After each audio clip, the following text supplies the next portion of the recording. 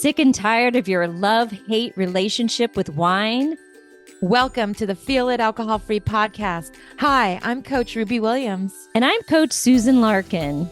We're two former wine lovers turned alcohol freedom coaches, exposing the lies about alcohol. And giving you, our listeners, the tools to break free so you can feel lit.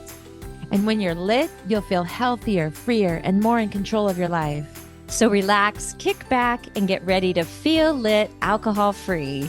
And don't forget, grab a copy of our wine-free weekend guide after the show.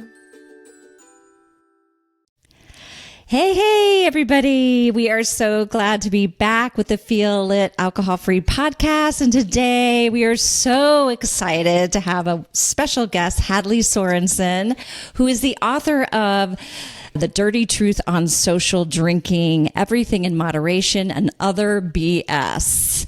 So welcome, Hadley. Welcome. Thanks for having me. So Hadley Sorensen is a mom of 3 boys, a lifelong runner, and a writer. Her debut book, The Dirty Truth on Social Drinking, Everything in Moderation, and Other BS, was released on May 14th. As an enthusiastic social drinker throughout her life, she always felt like her relationship with alcohol was problematic. It wasn't about how much or how often she drank. It was about how she felt when she did. I totally relate to that.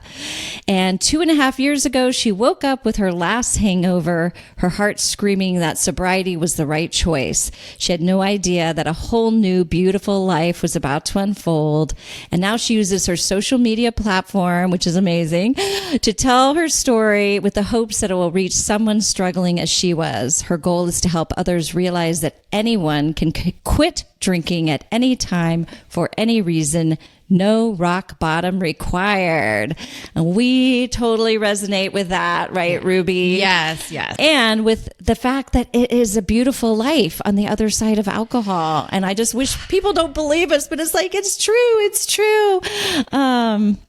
Yeah, so I love the name of your book. Ruby and I were talking about that before recording. It was like, that's such a good name. Thank you. The Dirty Truth on Social Drinking. So what is the dirty truth?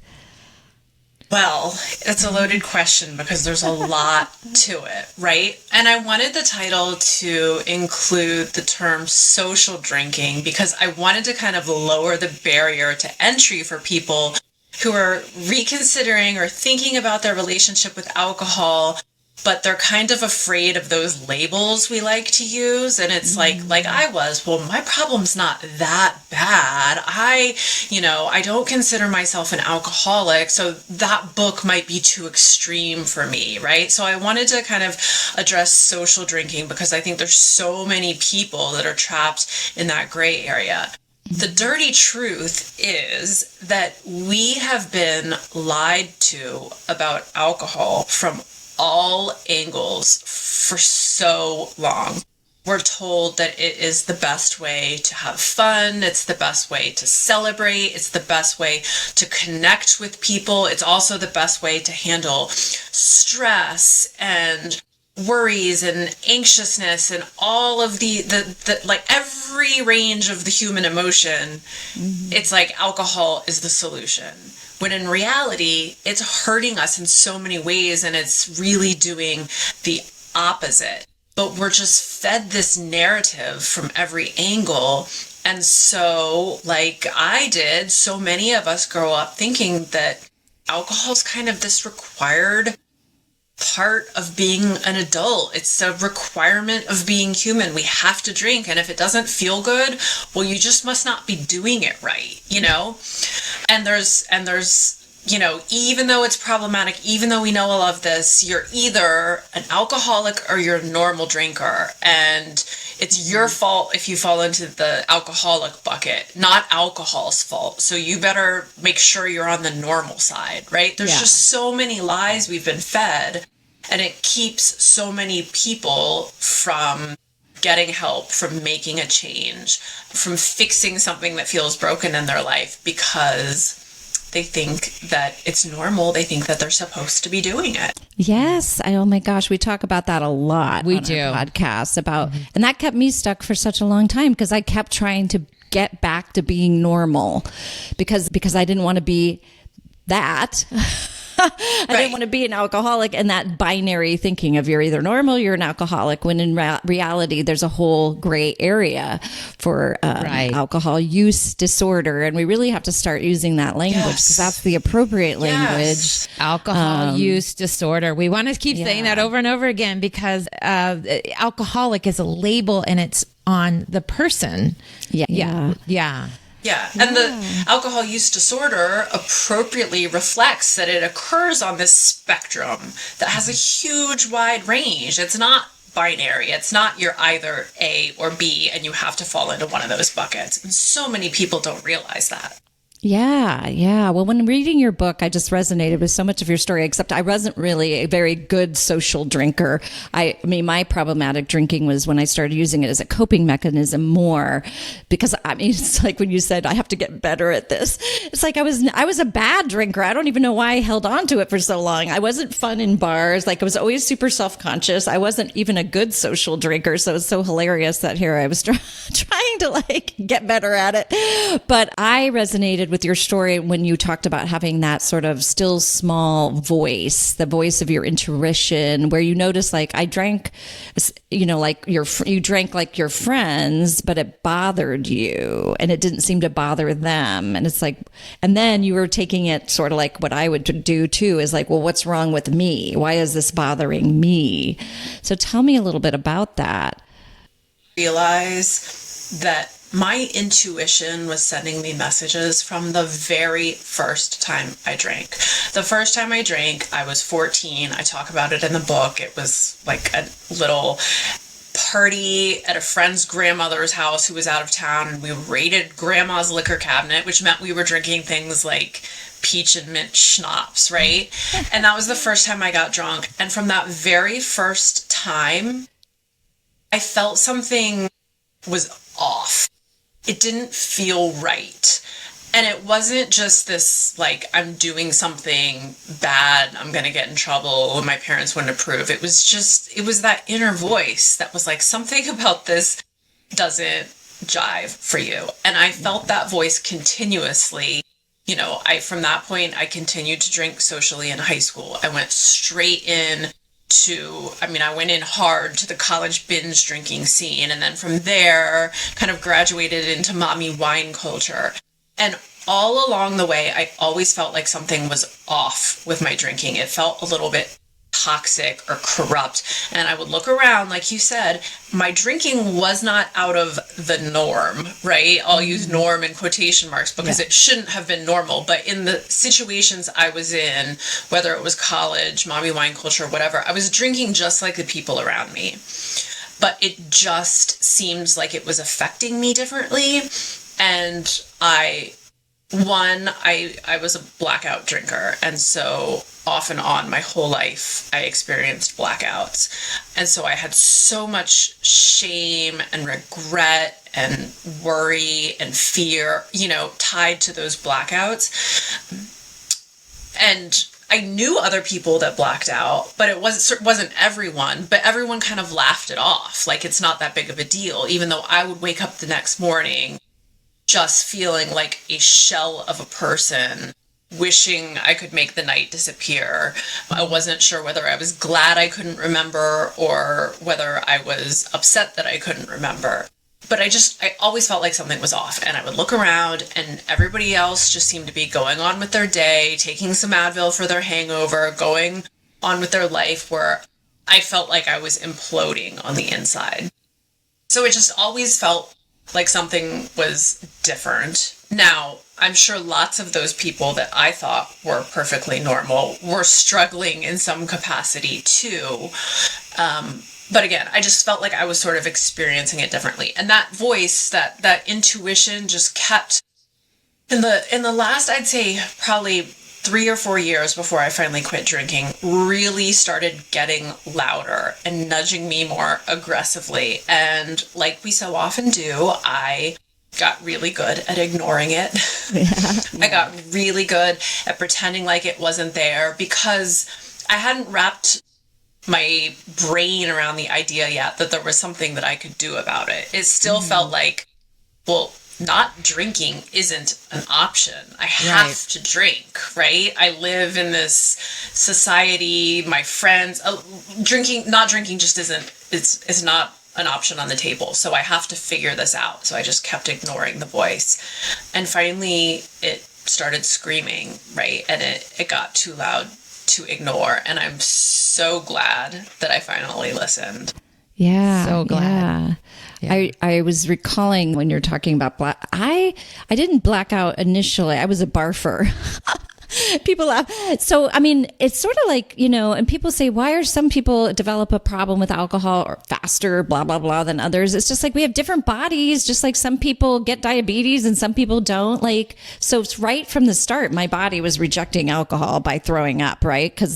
And yours with blackouts. It's just like your brain is like, nope, this is good. I used to get jealous of my friends that were the barfers, right? Because I'd say, your body throws up and rejects the alcohol, and then you can, like in college, it would be like you'd throw up and then you could keep drinking or whatever. Whereas it's so disturbing to think about, but I would just shut down and black out, and I'd say, oh, I'm so jealous that you're a barfer and I'm a blackouter. I mean, like those were the only two options for life. Oh, Right. Isn't that crazy? Think about that.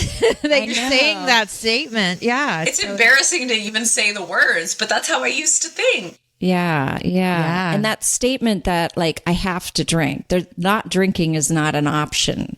Like that's too weird, or like, why is that not an option? Just like, I don't know. I encounter clients like that. Like, it's just, why do we have to get to the very, very end of our rope before we just go, okay, finally I have to do something about this? Why is not drinking not an option in our society? That is just, I think it's changing, which is exciting. We're getting there. Yeah. I know. I thought of it as like, it sounded like the ultimate punishment.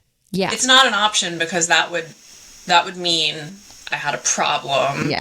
And then it was like the death sentence of my social life and fun and everything else. Yeah. Which is so, now we know. What's the truth? Exact opposite of what, it's not a death sentence for anything. It revives you. It's the best. I know. And it's like, how many, I always say, like, nobody who stopped drinking is like, meh, it's okay. It's like, no, we're all like singing it from the rooftops. Like, it's the best thing. Your life just turns around. You feel alive again. But nobody believes us. I mean, maybe people are starting to believe us, but I didn't believe it. I would hear other people and go, yeah, that's fine for you. But no thanks. Or I would say the famous, I don't trust people who don't drink. Yeah. Isn't that crazy? What is up with that? I totally get it. You know what I'm really, really curious about though is how you like wrote this book. Like we haven't been talking about the book much, but I'm so curious about this book.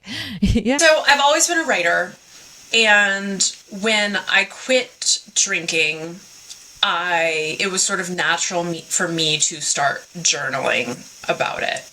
And I should say, I was also already out there on social media kind of publicly, because I had been a health and fitness coach for 6-7 years. And my business was totally driven by social media. So I was used to sort of putting myself out there. And all of a sudden it got very hard for me to kind of keep going in the way I had been with my fitness business, because I felt this sort of like disconnect. I felt like I was going, eliminating alcohol. It's a big thing in your life. And I didn't know how to talk about it yet. I had been preaching for years this, you can have it all, you can have balance. I love wine, but I'm still so healthy.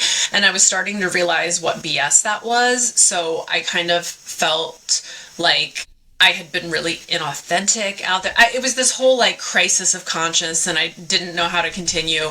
So I sort of retreated inward, started writing, started journaling, thinking about my experience with alcohol and what I was going through and all these lessons I was figuring out. And it felt really good writing about it. And at the same time I was reading, I was devouring Quit Lit books. I loved them. I mean, I read so many, and I'm sort of a voracious reader anyways. So I just went all in, and the books were a really big part of my journey. But what I realized was there was this disconnect I didn't feel with most of them. Like I never had that, oh my gosh, me too moment, because I felt like their drinking experiences were sort of different than mine, because I was kind of in that gray area, and most of them were more,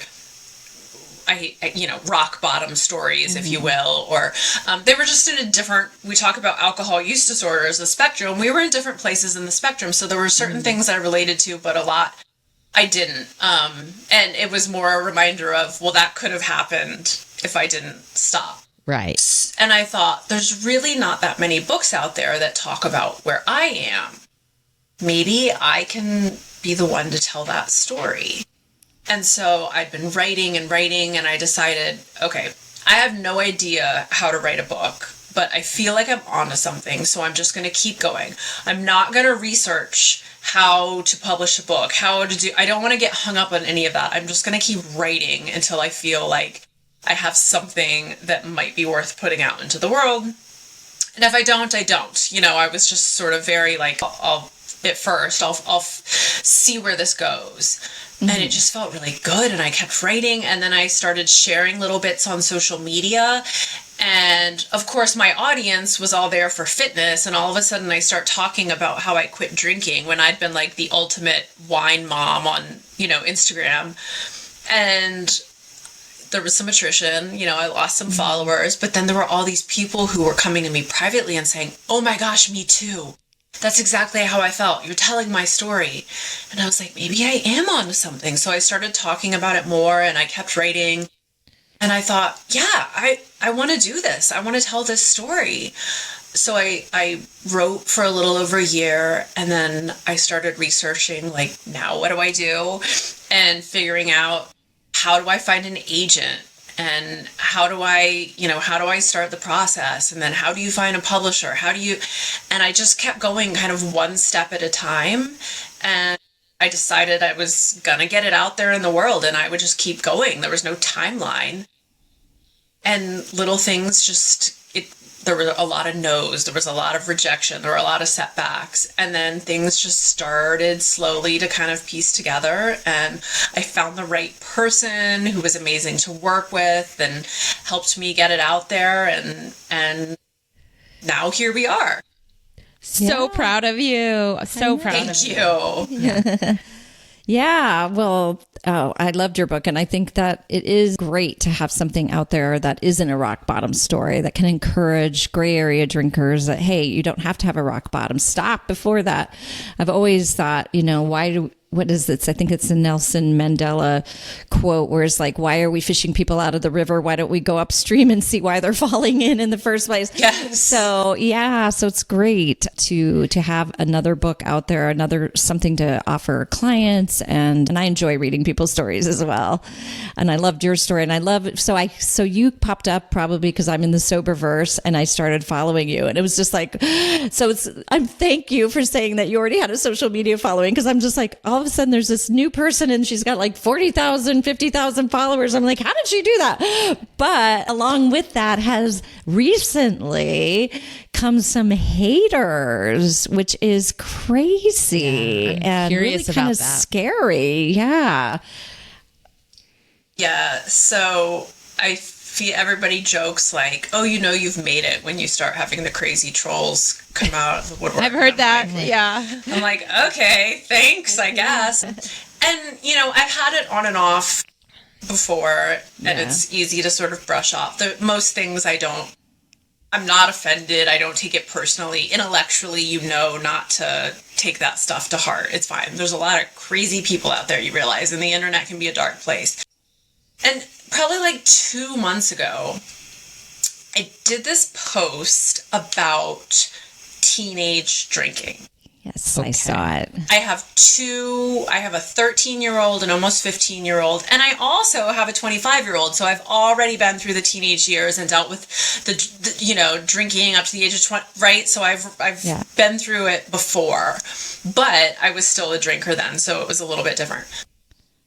And so I didn't really think this post was going to be anything exciting, but it was born out of these conversations I'd been having with people in my suburban area as I learned that so many high school parents are providing alcohol for kids to drink at their house.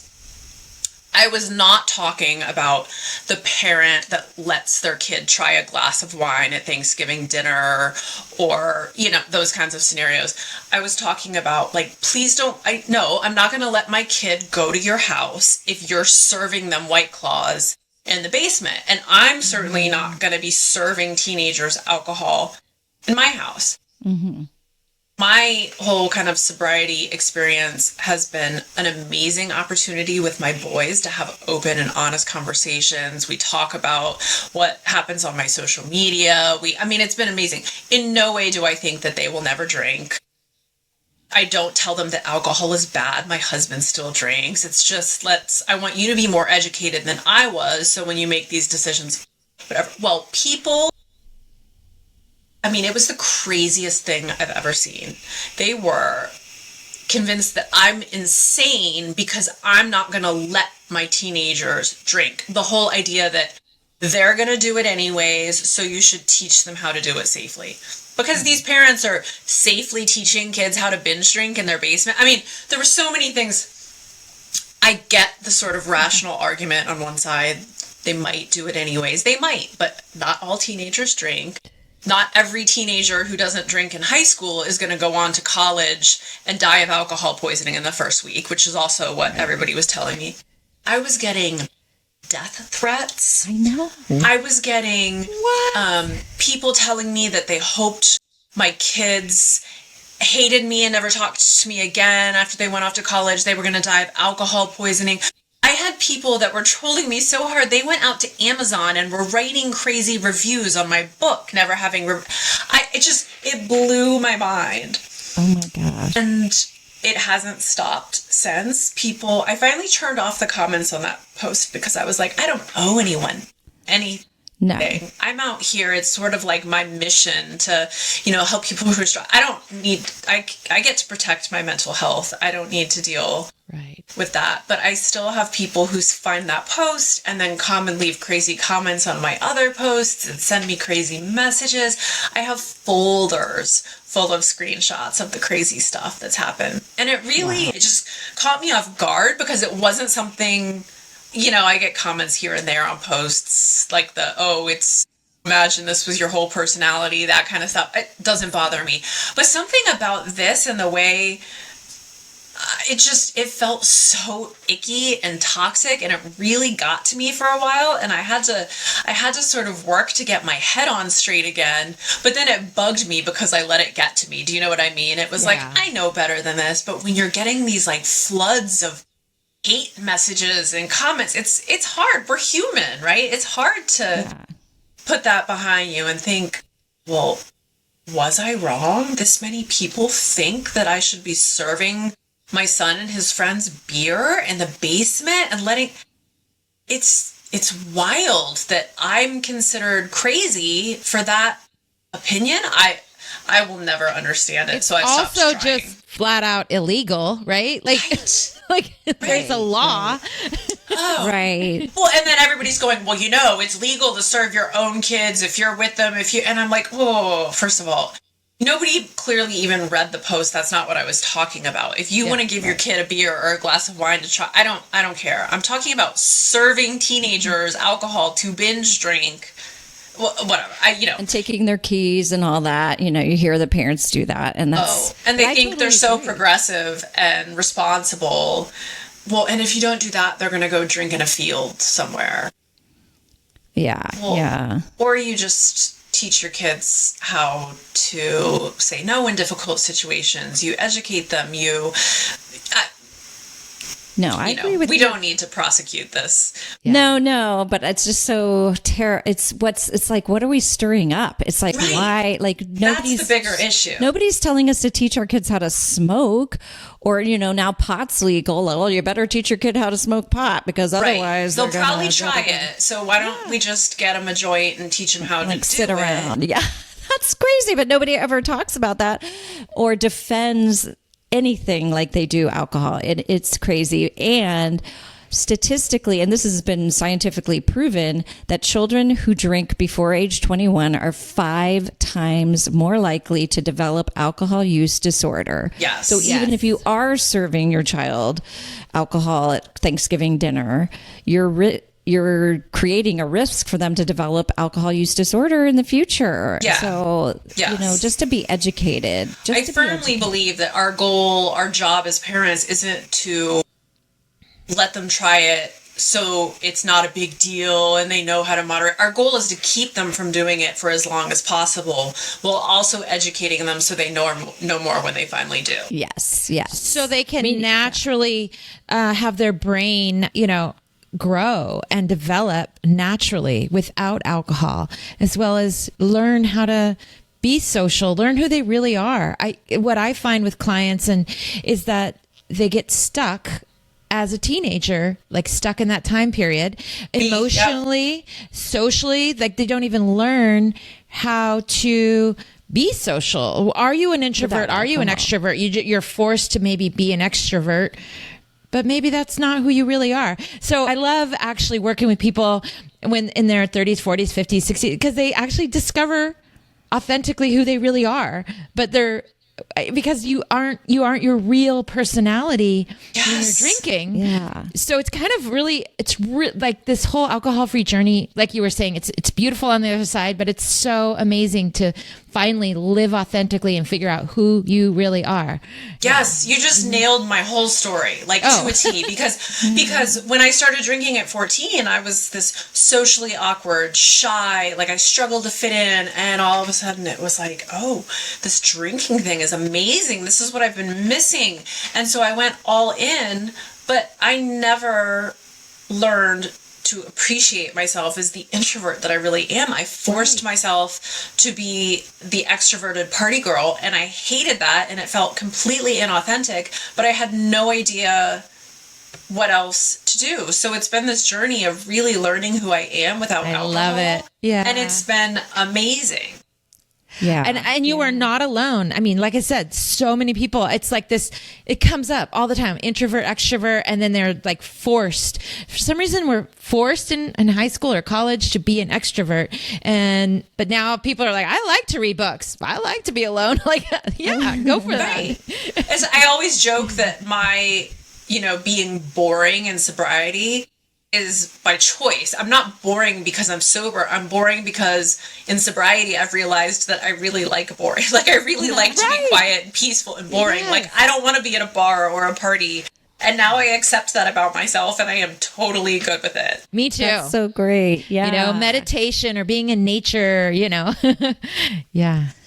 Yeah. I mean, you mentioned in the book that it's, quitting drinking is 20% about not drinking and 80% about healing. And that's what we do when we work with clients. And, it's the healing work. Yeah. Yeah. And it's not boring. You're not boring. You're just quiet. And because that's such a big misnomer that, now you're boring if you don't drink.